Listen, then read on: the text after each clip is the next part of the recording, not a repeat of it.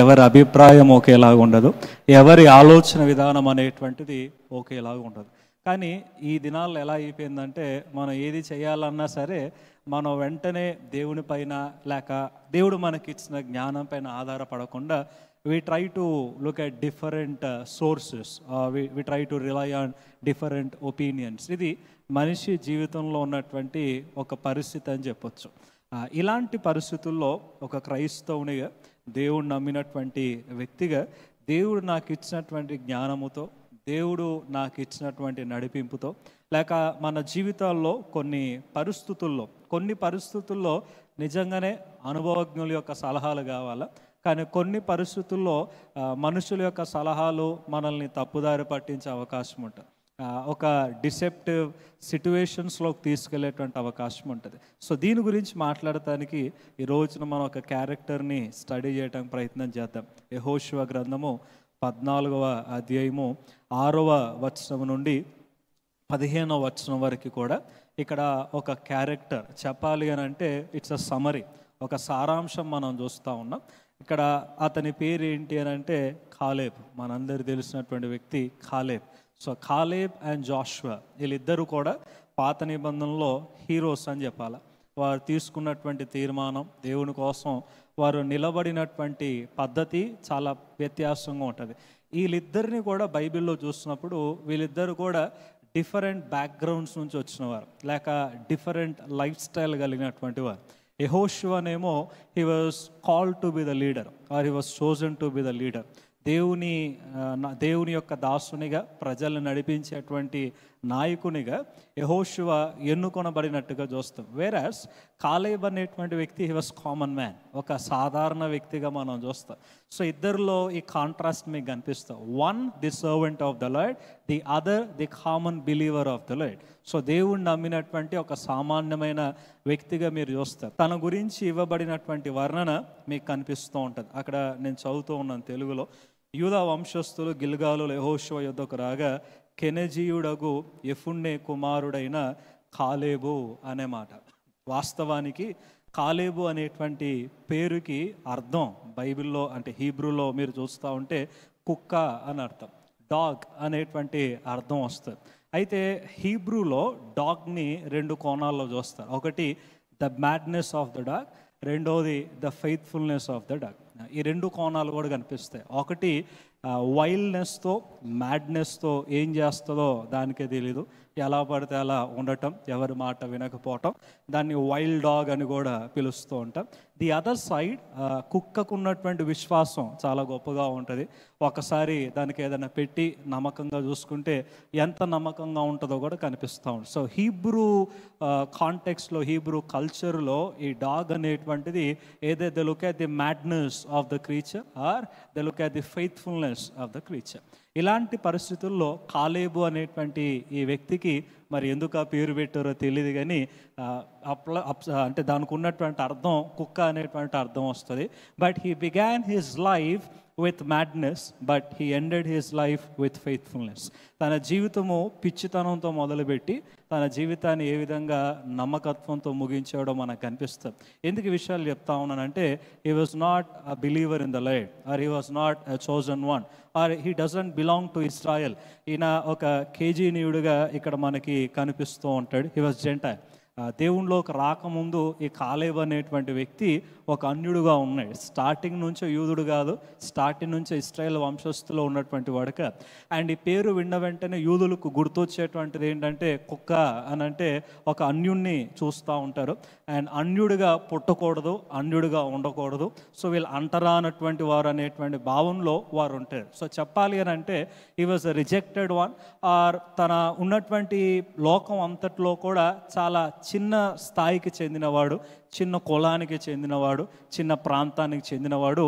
He was no mad, he was nothing in front of the world or before the world. So లోకంలో ఒక గుర్తింపు లేనటువంటి వ్యక్తి. So అలాంటి వ్యక్తి ఏ విధంగా దేవుని చేత పిలువబడ్డాడు, అలాంటి వ్యక్తి ఏ విధంగా దేవుని చేత ఆధిక్యత పొందుకున్నాడు చెప్పాలి అని అంటే, when you go back to Numbers chapter 13, 14 and 15, ఈ 3 చాప్టర్స్లో and Moses shows 12 spies, right? ఒక్కొక్క గోత్రం నుంచి కూడా ఒక్కొక్క వేగుల వారిని ఎన్నుకోవటం, 12 మందిని 12 గోత్రాలకి ఒక ప్రతినిధిగా పంపించటాన్ని మనం చూస్తాం. అండ్ ఐ వండర్, ఒక common gentile or nomad in the world, అలాంటి వ్యక్తికి దేవుడు ఒక గోత్రానికి అధినేతగా, ఒక గోత్రానికి ప్రతినిధిగా, ఒక గోత్రం పక్షాన ఒక ప్రాంతానికి వెళ్ళి ఒక సాక్ష్యం ఇవ్వటానికి దేవుడు ఇచ్చిన ఆధిక్యత బహు గొప్పదని చెప్పారు.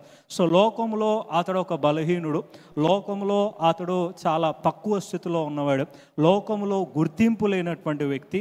కానీ పరిశుద్ధ లేఖనాల్లో చూస్తే only this man and Joshua were allowed to enter the promised land. కానాను దేశానికి వెళ్ళటానికి ఈ వ్యక్తికి మాత్రమే దేవుడు ఆధిక్యత ఇచ్చినట్టుగా మనం చూస్తాం. So one thing we must realize, whoever we might be in the world, we are chosen by God. So ఈ లోకంలో మనం ఎవరమైనప్పటికీ కూడా దేవుని రక్షణలోకి వచ్చి, దేవుణ్ణి ఎరిగి, దేవుని చిత్తములో, దేవుని ఏర్పాటులో పిలువబడి ఎన్నుకొనబడినటువంటి వ్యక్తులు. ఒక పనికిరానటువంటిది, బలహీనమైనటువంటిది, లోకము తృణీకరించినటువంటిది, లోకములో యోగ్యత లేనటువంటిది, కనీసం లోకంలో ఎలాంటి స్థాయి స్థితి లేనటువంటి ఒక వస్తువు లేక ఒక మనిషి దేవుని చేతిలో పడితే, లేక ఈ లోకాన్ని సృష్టించినటువంటి మహోన్నతుని చేతిలో పడితే వారి జీవితం ఏ విధంగా మారేదంటానికి సాదృశ్యం కాలేబు అని చెప్పొచ్చు. తన జీవితంలో అలాంటి స్థితిలో ఉండగా దేవుడు చేతిలో తాను పడినప్పుడు, దేవుని మాటకు తాను విధేయత చూపించినప్పుడు తన జీవితం అంతా కూడా మారినట్టుగా మనం చూస్తాం. పేరు మారలేదు కానీ తన స్థితి మారేది, పేరు మారలేదు కానీ తన స్వభావం మారినట్టుగా మనం చూస్తాం. And now he was not that mad person and he was the very faithful one to the Lord. So దేవునికి ఎంత నమ్మకంగా ఉన్నాడో మనం చూస్తాం. సో ఫస్ట్ థింగ్ మన జీవితంలో గుర్తించుకోవాల్సినటువంటిది ఏంటి అని అంటే, we are chosen ones, we are called ones. దేవుని చేత పిలువబడినటువంటి వారం, దేవుని చేత ఎన్నుకొనబడినటువంటి వారం.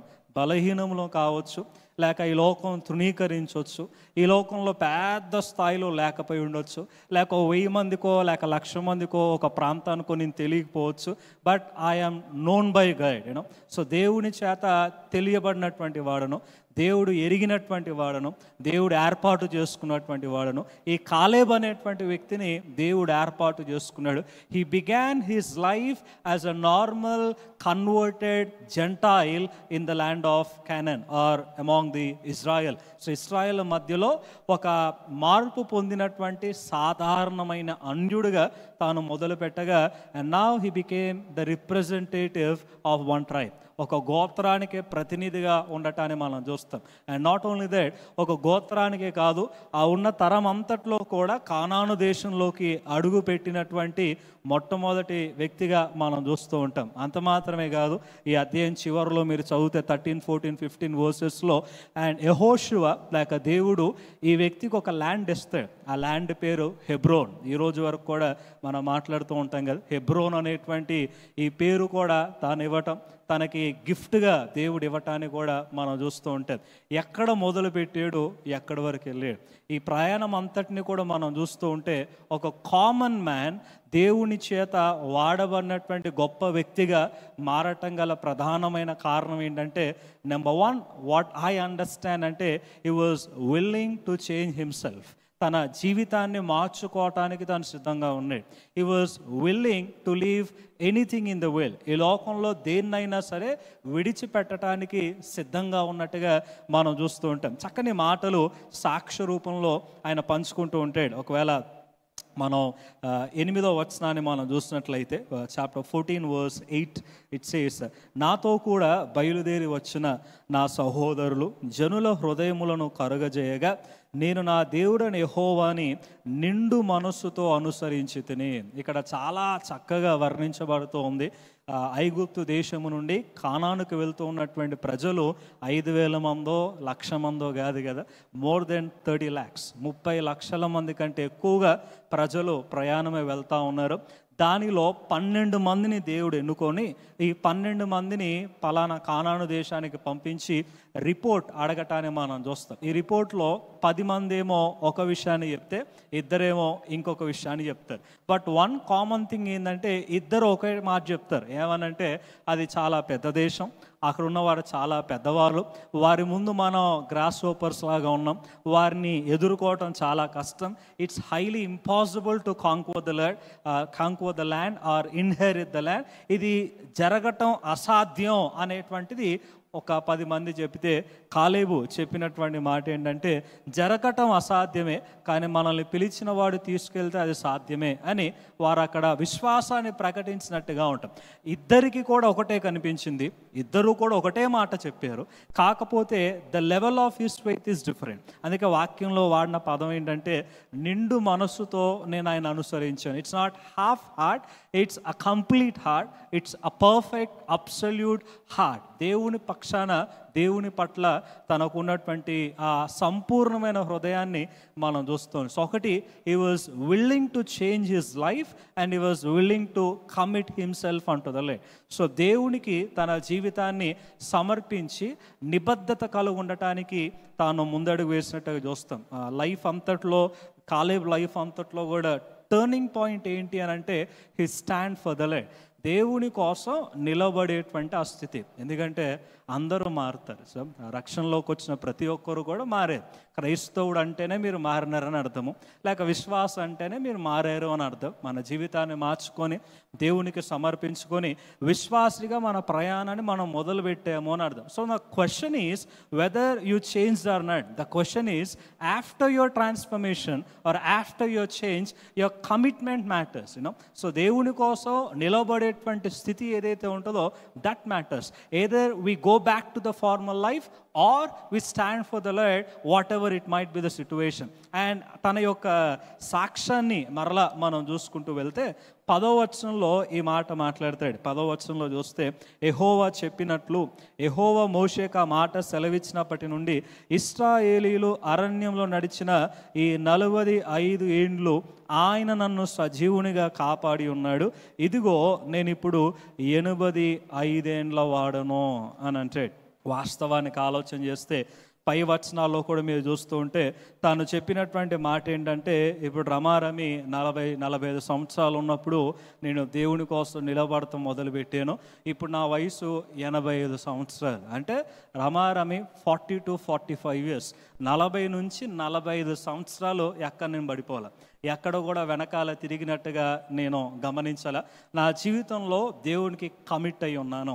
నా let's look at the scenario of his very turning point in the life. తన జీవితంలో ఒక మలుపును మనం చూస్తే, ఇందాక మనం అనుకున్నాం కదా, 10 మంది ఒకవైపు ఉన్నారు, 30 లక్షల మంది ఒకవైపు ఉన్నారు. కేవలము మోషేతో పాటు అహరోను, తర్వాత కాలేబు, యెహోషువ, వీళ్ళు మాత్రం ఒకవైపు ఉన్నారు. వీళ్ళందరూ కూడా రాళ్ళు పట్టుకొని వీళ్ళని చంపటానికి ప్రయత్నం చేస్తారు. ఎందుకంటే మనం వెళ్దాము, దేవుడి మాట మనం విందాము అని వాళ్ళు అక్కడ చెప్తూ ఉంటే జనాలు దాన్ని అంగీకరించక వారికి బాగా కోపం వచ్చేసి మోషేని, అహరోను వీళ్ళందరినీ చంపటానికి కూడా వారు వెనకాడలేదు. అలాంటి పరిస్థితుల్లో వీళ్ళందరూ బట్టలు చింపుకొని ప్రజలని ప్రాధేయపడినట్టుగా మనం చూస్తూ ఉంటాం. తన జీవితంలో he was between faith and fear. తన జీవితంలో భయానికి విశ్వాసానికి మధ్యలో ఏ విధంగా ఉన్నాడో మనం చూస్తాం. స్టార్టింగ్లో అందుకే విషయాలు జ్ఞాపకం చేసుకుంటూ వచ్చాయి. సాధారణంగా మనం నిలబడాలి అని అంటే మెజారిటీ వైపు మనం చూస్తూ ఉంటాం, మైనారిటీ వైపు ఎప్పుడు కూడా మనం చూడం. ఒక 100 మంది లేక ఒక 1000 మంది క్రైస్తవులు తీసుకోండి. ఈ 1000 మంది క్రైస్తవుల్లో 10 మంది ఒకటి పాటిస్తూ ఉన్నారు, 900 మంది ఇంకొకటి పాటిస్తూ ఉన్నారు. ఈ 9 మందిలో పాటలు పాడేవారు ఉన్నారు, ఈ 900లో ప్రార్థన చేసే వాళ్ళు ఉన్నారు, ఈ 900లో రకరకాల కార్యాలన్నీ కూడా సంఘాల్లో చేసేటువంటి వారు ఉన్నారు.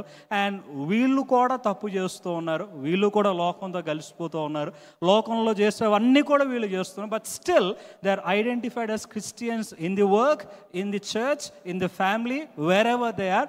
Now there are 10 people who are not partaking with the world. Or ఈ లోకంలోనూ ఏది కూడా పాటించకుండా they were trying to live for the Lord. Now the question comes, ఈ 10 మందిని పాటించాలా లేక ఫేమస్ అయినటువంటి పాపులారిటీ ఉన్నటువంటి మెజారిటీ ఉన్నటువంటి ఈ 900 మందిని పాటించాలని అంటే obviously you go with the majority. ఎందుకనంటే though they compromise they are elevated in the church, though they compromise they are elevated in the work, though they compromise they are elevated in their life, in profession, in wealth, in everything. They are in the high position and knowing everything and having seen everything, మనం generally we go with the majority. But look at the Caleb decision ఏ విధంగా ఉంది అని అంటే 30 లక్షల మంది ఒకవైపు, 10 మంది ఒకవైపు, ఆయన వెనకాల చూసుకుంటే ఒక యెహోషువ, మహా అయితే మోషే, అహరోను, నా ముగ్గురు ఉన్నారు. ఇప్పుడు ముగ్గురు మాట వినాలా లేకపోతే ఇంతమంది వైపు నేను పోవాలా? ఎందుకంటే వాళ్ళు చెప్పేది కరెక్టే, వీళ్ళు చెప్పేది కరెక్టే. వాళ్ళ ముందు ఇంపాసిబుల్ సిచ్యువేషన్ ఉంది, వీళ్ళ ముందు ఇంపాసిబుల్ సిచ్యువేషన్ ఉంది. పరిస్థితులు అనేటువంటివి ఎక్కడ కూడా మారినట్టుగా లేదు. దేవుడి నుంచి ఒక కళ రాలా, దేవుడి నుంచి ఒక దర్శనం రాలా, లేకపోతే దేవుడు ముందుగానే మీరైతే బోండి నేను ఈ విధంగా ఎరుకో గోడల్ని పడేస్తా, ఇవేమి కూడా nothing they knew, you know, with a step of faith or with a conviction of God sovereignty వాళ్ళు ముందుకు వెళ్ళాల్సిన పరిస్థితి. ఆ సమయంలో కాలేబు తీసుకున్నటువంటి నిర్ణయం ఏంటంటే, I don't want to go with majority. It might be a minute or it might be a minority or it might be few in number who stand for God. I always stand for the truth. You know, మనం జీవిస్తున్న లోకంలో అబద్ధానికి విలువ ఎక్కువ, సత్యానికి విలువ ఎక్కువ. మనం జీవిస్తున్న లోకంలో అబద్ధానికి జనాలు ఎక్కువ నిలబడతారా, సత్యానికి నిలబడతారంటే చేదైన వాస్తవం ఏంటంటే, మనం సత్యాన్ని వినాలనుకుంటాం, కానీ సత్యం చెప్పినా మనం అంగీకరించడానికి సిద్ధంగా ఉన్నాం. We want truth but we never accept the truth. You know, లోకం అంతా కూడా మెజారిటీ రోజు దేనికి అని అంటే not for truth, it's for life. అబద్ధానికే సంఖ్య ఎక్కువ, అసత్యానికే సంఖ్య ఎక్కువ, సాతాను వైపే గుంపు ఎక్కువగా ఉంటుంది. లోకానుసారంగా జీవించేటువంటి వారే చాలామంది ఉంటారు.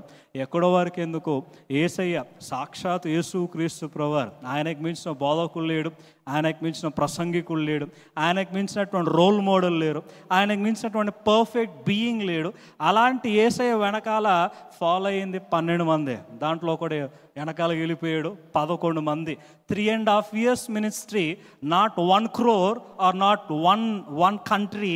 It's purely 11 disciples, and out of 11 only one was left at the cross.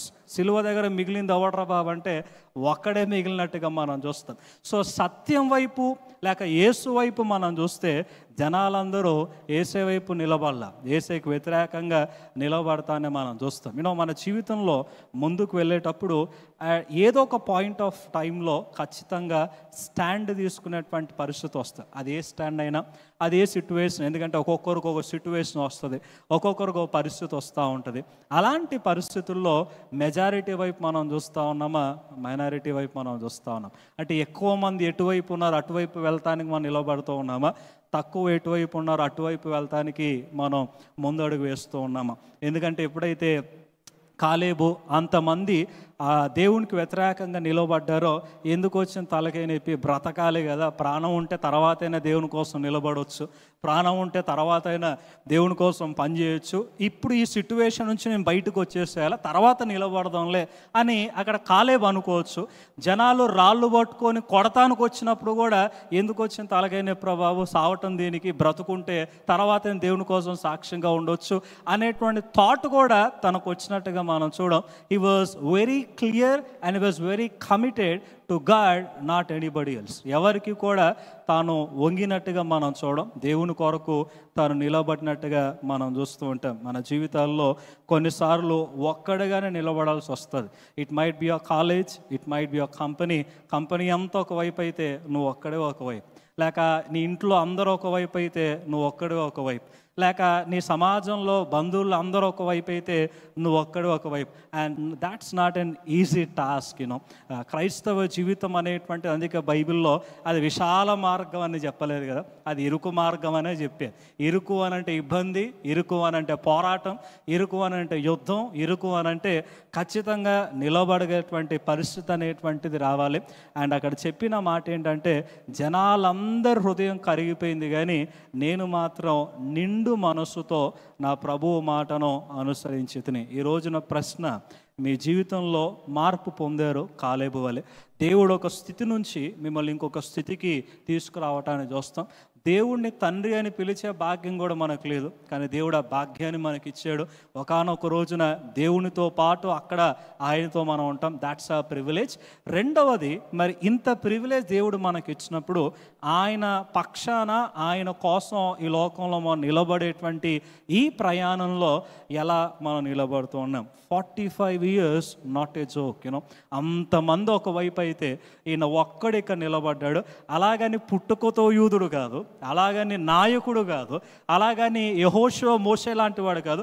A common man, a common converted gentile, but still he was something and he was very special man.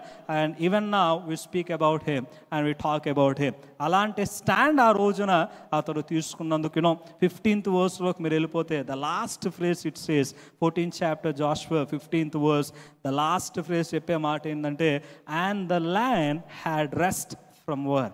అప్పుడు దేశము యుద్ధము లేకుండా నెమ్మదిగా ఉండను. ఏ దేశాన్ని అయితే కాలేబు ఎన్నుకున్నాడో ఆ దేశాన్ని దేవుడు కాలేబుకి ఇచ్చాడు. ఆ దేశానికి పేరు హెబ్రోను అని పెట్టారు. అండ్ ఆ దేశంలో ఒక యుద్ధం కూడా జరగలేదంట. See, when you stand in the war in the future, you may not face any kind of war. You find and you experience ultimate rest and peace in the Lord. So మనం ఎప్పుడైతే యుద్ధంలో నిలబడి ఎలాంటి పోరాటాలైనా, ఎలాంటి శోధనలైనా, ఎలాంటి force అయినా సిట్యువేషన్స్లో నిలబడగలిగితే రానున్నటువంటి దినాల్లో దాని పర్యవసరం ఎలా ఉంటుందంటే, కొన్ని యుద్ధాల్లో, కొన్ని పరిస్థితుల్లో దేవుడిచ్చే సమాధానం, దేవుడిచ్చే విశ్రాంతి, నెమ్మది ఎవడు కూడా తీసుకురాలే. కాలేబు జీవితంలో at one point of time he was willing, he was committed to take such a great stand for the lord. ఎప్పుడైతే దేవుని కోసం తాను నిలబడ్డాడో దేవుడు తన పక్షాన నిలబడినట్టుగా చూస్తాం. దేవుడు తనకు ఒక వరాన్ని ఇచ్చాడు, ఒక ప్రాంతాన్ని ఇచ్చాడు. హెబ్రోను వరంగా ఇస్తే ఆ దేశంలో ఒక యుద్ధం కూడా లేకుండా, చెప్పాలంటే కాలేబుని ఎవరైనా టచ్ చేయాలంటే దేవుని టచ్ చేసి కాలేబు దగ్గర రావాలా అనేటువంటి సినారియో అక్కడ మనం చూస్తాం. సో మన జీవితాల్లో తాత్కాలికమైన పీస్ కోసం, తాత్కాలికమైన నెమ్మది కోసం, తాత్కాలికమైన సొల్యూషన్ కోసం, తాత్కాలికమైన ప్రమోషన్ కోసం, తాత్కాలికమైన పొజిషన్ కోసం, తాత్కాలికమైనటువంటి హ్యాపీనెస్ కోసం we always compromise instead of being committed unto the Lord. So దేవుని కోసం నిలబడకుండా రాజీ పడుతూ ఉంటాం. It doesn't mean the situations are against, situations are out of hands. కాలేబు ఏదైతే ఎదుర్కొన్నాడో అవన్నీ కూడా మానవ దృష్టిలో నిజంగా అసాధ్యమైనవి. మానవ దృష్టిలో నిజంగా అక్కడ పోతే చస్తారు. But still the amount of faith he had in the Lord, it was tremendous, you know, and it was mightier, it was larger than the people, than the strength or the potence of the people in Canaan. You know, కొన్నిసార్లు మన విశ్వాసం, మన దేవుని ఎంత చిన్నగా మనం చేస్తూ ఉంటామంటే పరిస్థితుల్ని, మనుషుల్ని, మనల్ని ఫోర్స్ చేసేటువంటి మనుషుల్ని కూడా చాలా గొప్పగా మనం చూస్తాం. బట్ బైబిల్ అంతట్లో కూడా మనం చూస్తూ ఉంటే no temptation is greater than the Lord, no test or no persecution, no problem or no person is greater than the Lord. So మన విశ్వాసముతో దేవుని కోసం నిలబడితే you might face a temporary opposition, you might face a severe opposition, even it might be a life threatening moment, but still take heart, be strong in the Lord. God is going to victory if you stand for him. So దేవుని కోసం నిలబడితే దేవుడు ఇచ్చేటువంటి విజయం చాలా గొప్పగా ఉంటుంది. And he was able to change himself, he was able to commit himself unto the Lord, and he was able to consecrate his life unto the Lord. A common man, a common convert became a representative of Judah and became the mighty leader of Judah. So a common man turned to be the leader. He consecrated his life throughout the days that he lived on the earth. ఈ భూమి మీద జీవించినంత కాలం కూడా తన జీవితాన్ని దేవునికి సమర్పించుకున్నాడు, కుటుంబాన్ని నడిపించాడు, పనులు చేసుకున్నాడు. అట్ ద సేమ్ టైం దేవుని పరిచర్య కూడా చేసినట్టుగా మనం చూస్తాం. If you feel that you are true believer, if you feel that you are true follower of the Lord, you must see that change in your life, you must see that commitment in your life, and you must see that consecration in your life, where you consecrate your life to the service of the Lord. Ayya, nakunnatvanti samayamlo it might be 1 hour, it might be 1 day, it might be 2 hours a week. Lord, ఏ సమయంలో అయినా సరే ఎంతో కొంత సేవ నేను చేయటానికి, ఎంతో కొంత నేను సేవించటానికి నేను జీవించాలనుకుంటున్నా. ఏ పాటి వాడను నేను, ఏ స్థితిలో ఉన్నటువంటి వాడను, ఈ స్థితిలో నన్ను ఉంచావు, నన్ను రక్షించుకున్నావు, నన్ను ఏర్పాటు చేసుకున్నావు, నేను నీకు తిరిగి ఏమి ఇవ్వగలను? దావీదు అంటాడు కదా, డబ్బులు ఇస్తే రుణం పోయిద్దా, లేక ఈ లోకల్లో ఉన్న గొర్రెలు మందలన్నీ తీసుకొస్తే రుణం పోయిద్దా? నీకు కావాల్సింది నా జీవితం కదా, నీకు కావాల్సిన నా హృదయం కదా. కృతజ్ఞతగా దేవుడికి మనం చేసేటువంటి ఆ సేవ, మన ప్రతిష్ఠించబడిన జీవితము దేవుడు కోరుకునేటువంటి. So in the light of Caleb's life, from madness to faithfulness, and తన జీవితం అంతట్లో కూడా మార్పును చూడగలిగారు, తన జీవితంలో నిబద్ధత చూడగలిగారు, తన జీవితంలో దేవుని పరిచర్య చూడగలిగారు. So in these 3 categories where are we, మనం ఏ స్థితిలో ఉన్నాం? మనలో మార్పు కనిపిస్తూ ఉందా? నిండు మనసుతో దేవుని మనం అనుసరిస్తూ ఉన్నామా? దేవుని కోసం మనం ఏం చేస్తా ఉన్నాం? దేవుడు మనకిచ్చే స్థితి కోసం మనం ఏం చేస్తాం? ఒక మారు పరిశీలన చేసుకొని కాలేబు వలె నమ్మకంగా దేవుని కోసం ఉందాం. దేవుడు మన పనిని, మన నమ్మకత్వాన్ని గ్రహించి తగిన సమయంలో ఆయన చిత్తంలో గొప్ప కార్యాలు ఆయన చేస్తాడు. అటు కృప పరిశుద్ధాత్మ దేవుడు మనకి అనుగ్రహించును గాక.